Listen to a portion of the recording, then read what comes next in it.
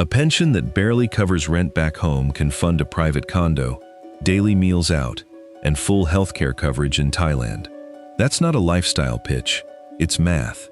But there's a visa system most retirees don't fully understand until they're already mid-application, a tax rule change from 2024 that can quietly claim a piece of income earned decades ago and a cost of living range that swings by more than double depending on which city you pick. By the end of this video, you'll know exactly what retiring in Thailand actually costs, what the visa really requires, and where the hidden expenses are. Thailand has been marketed as a retirement destination for decades, and most of that marketing focuses on the dream, the beaches, the food, the weather. What it skips is the paperwork and the numbers that determine whether that dream is actually affordable for you specifically. So let's separate the brochure from the balance sheet. The standard route is the non-immigrant OA visa, commonly called the retirement visa. It's available to applicants who meet specific eligibility requirements, and you must be at least 50 years old to qualify. Financially, you have essentially three paths. You can hold a security deposit of 800,000 THB in a Thai bank account for 2 months before applying, show a monthly income of at least 65,000 THB, or use a combination of deposit and annual income that totals 800,000 THB. Here's the part people get wrong. That 800,000 THB deposit is not your living budget. It's a locked-in financial proof requirement.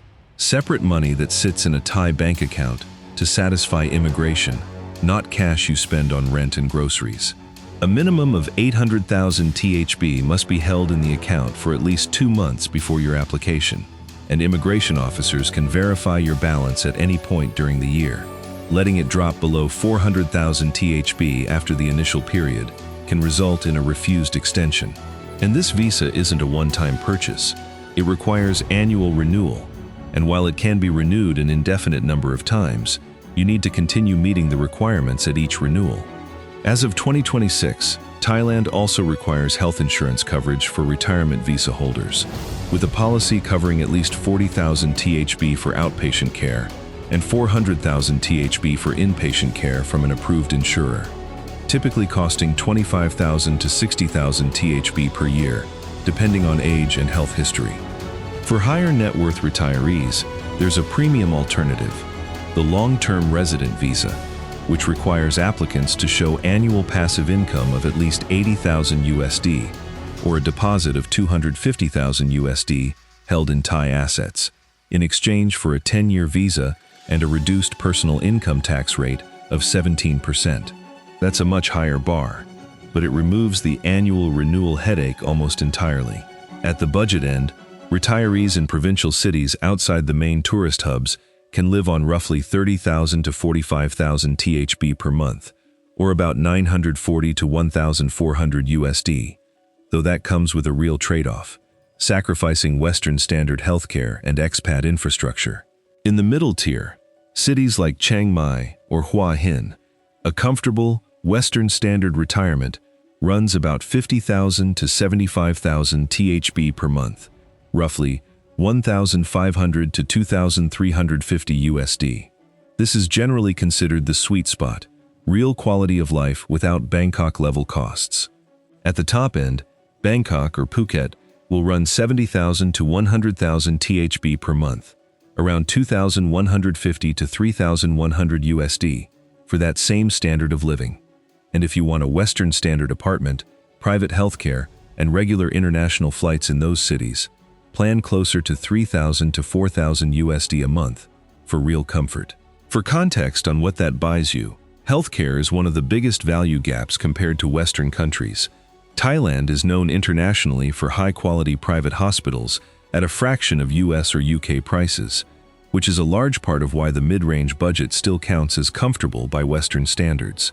Beyond rent and groceries, there's a layer of recurring costs that catches new retirees off guard.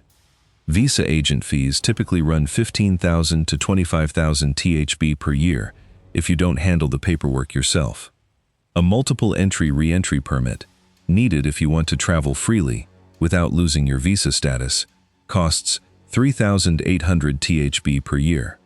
Missing a mandatory 90-day address report brings a fine of 2,000 THB. And in a hot, humid climate, heavy air conditioning use alone can push electricity bills over 4,000 THB a month. Then there's a factor most retirement guides bury near the bottom: currency risk. If you're living on a pension paid in dollars, pounds, or euros, but spending in baht, a stronger baht quietly shrinks your purchasing power every month, even if your pension never changes. Financial advisors who specialize in this space generally recommend keeping several years of living expenses already converted into baht to insulate yourself from short-term currency swings. This is the part that's easy to miss if you're planning based on outdated information.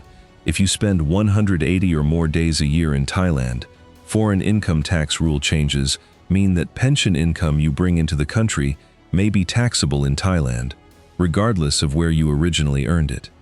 For U.S. citizens specifically, this sits on top of an already existing set of home country obligations. Americans retiring abroad still need to stay compliant with U.S. tax law, and depending on their foreign account balances, may be required to file an F-bar when foreign accounts exceed $10,000 at any point in the year. The takeaway isn't that retiring in Thailand is a tax trap. It's that the tax exposure needs to be reviewed against your specific income structure before you relocate, not after you've already signed a lease. Run the numbers side by side, and the case is straightforward for a specific kind of retiree. Someone living on a fixed pension that barely covers a one-bedroom apartment in a major Western city can often fund a comparable, sometimes noticeably nicer, lifestyle in Chiang Mai or Hua Hin for less than half the cost, while adding private healthcare that would be far more expensive back home. But the trade-off is real too. Thailand generally does not offer land ownership rights to foreigners, and long-term legal certainty around property is more limited than glossy real estate brochures suggest. If your retirement plan depends on owning property outright, this isn't the country that gives you that. The honest version of this story is neither the brochure nor the horror story. It's a country that rewards retirees who go in with clear numbers and realistic expectations, and quietly penalizes the ones who show up expecting the marketing photos to match the paperwork.